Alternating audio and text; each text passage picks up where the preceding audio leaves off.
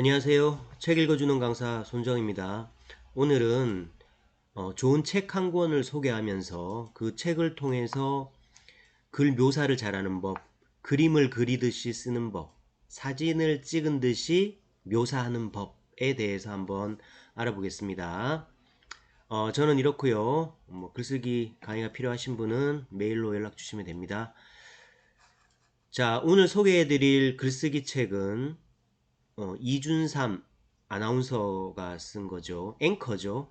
해냄 출판사에서 나온 스케치 글쓰기 특강이라는 책입니다. 스케치가 뭔가요? 우리가 보통 에세이 쓸 때 어떤 풍경을 묘사하잖아요. 근데 이거를 텔레비전 뉴스 같은 데는 그런 풍경을 묘사한 거를 이제 스케치라고 해요. 그래서 이분이 아무래도 이제 앵커 출신이다 보니까 이제 스케치 대본 이런 것들을 많이 접했을 거잖아요. 그래서 그런 스케치 어떻게 하면은 풍경을 묘사를 잘 했는지 그거를 알려줍니다. 한번 보면 스케치 글쓰기란 이런 거예요. 우리가 뉴스 보면은 뉴스에서 뭐 가을 날씨가 완연하다 아니면 여름 날씨다 이런 보통 사람들이 사는 일상적인 풍경을 이렇게 기자들이 소개하는 장면들도 많이 나오잖아요. 대표적인 게 이런 거죠. 올 들어 가장 더웠던 오늘 길에 나서기만 해도 덥다는 소리가 절로 나왔습니다.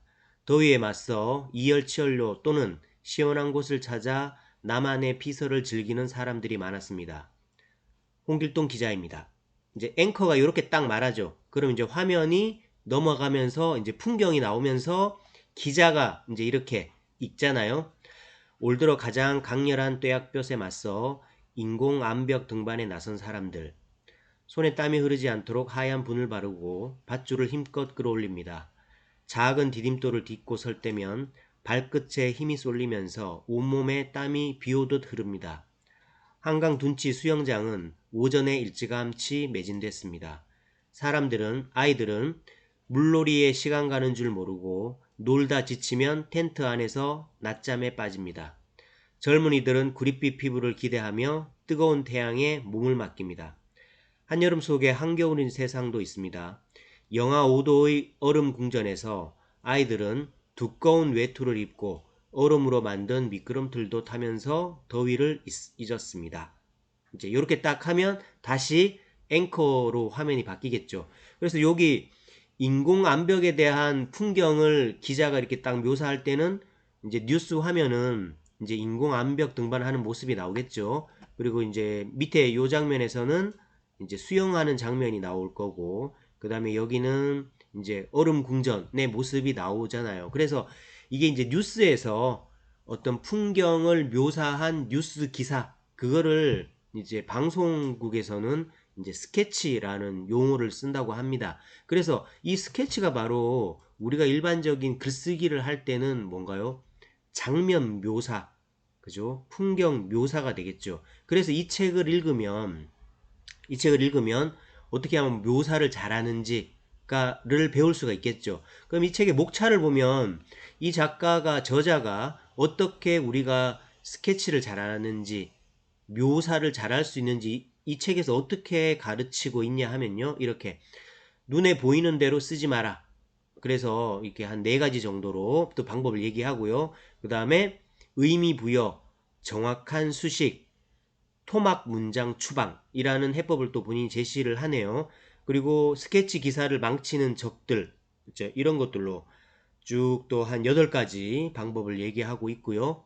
그 다음에 스케치 기사의 유형별 연구, 이래서 보통 뉴스에서 스케치 장면이 나오는 거는 되게 좀 정해져 있잖아요. 보통 날씨라든가 이런 게 많잖아요. 그래서 휴일 풍경, 뭐 추석이면 성묘, 그 다음에 뭐 설이나 추석일 때 귀성, 그 다음에 뭐 비가 많이 왔을 때 장마철의 폭우 풍경, 그 다음에 한 11월이나 12월 초에 꽃샘추위, 3월에 꽃샘추위, 그 다음에 4월에 벚꽃축제, 이런 것들이 아주 단골로 스케치 묘사가 되잖아요. 그래서 이런 장면일 때는 어떻게 하면은 좋은 글이 되는가, 이런 것들도 이 책에서 밝히고 있습니다. 그래서 이제 여러분들이 이 책을 보시면 묘사를 어떻게 하면 잘할 수 있는지, 어떻게 묘사를 하면 이게 상투적인 표현이 되는지 그런 거를 배울 수가 있겠죠. 그러면 이 책에서 어떻게 가르치고 있는지 한번 보도록 하겠습니다. 이 책의 특징은 이제 크게 두 가지예요. 못난 글 사례를 좀 보여주고 바로 잡아주는 경우가 많고요.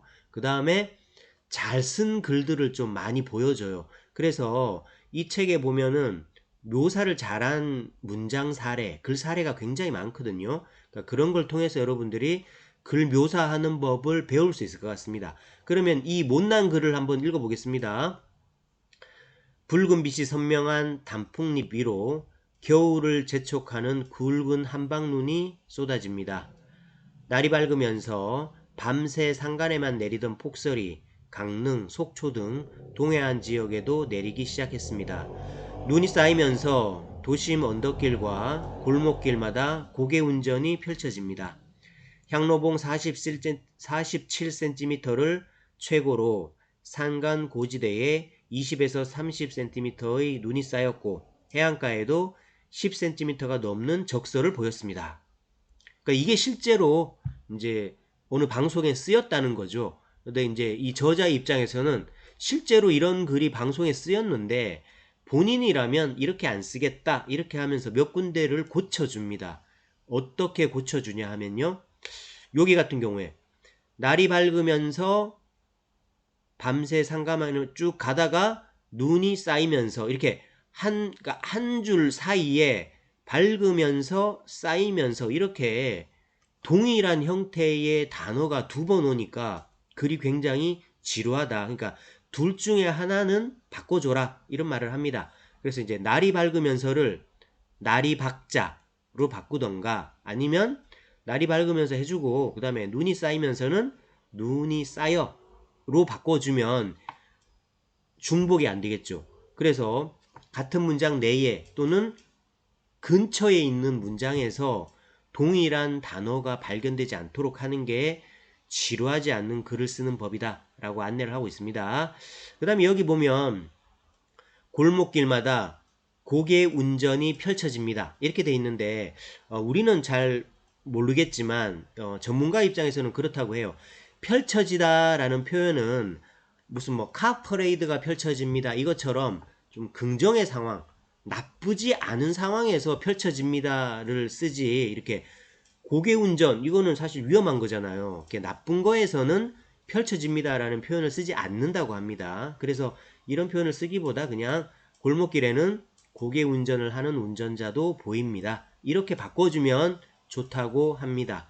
그 다음에 또 하나 보면 여기 보면 눈이 쌓였고 해안가에도 10cm가 넘는 적설을 보였습니다. 그러니까 무심코 읽으면 문제가 없는 것 같지만 적설을 보였다. 그러니까 적설이 뭐예요? 쌓일 적자에 눈설자잖아요. 그러니까 눈이 쌓임을 보였다.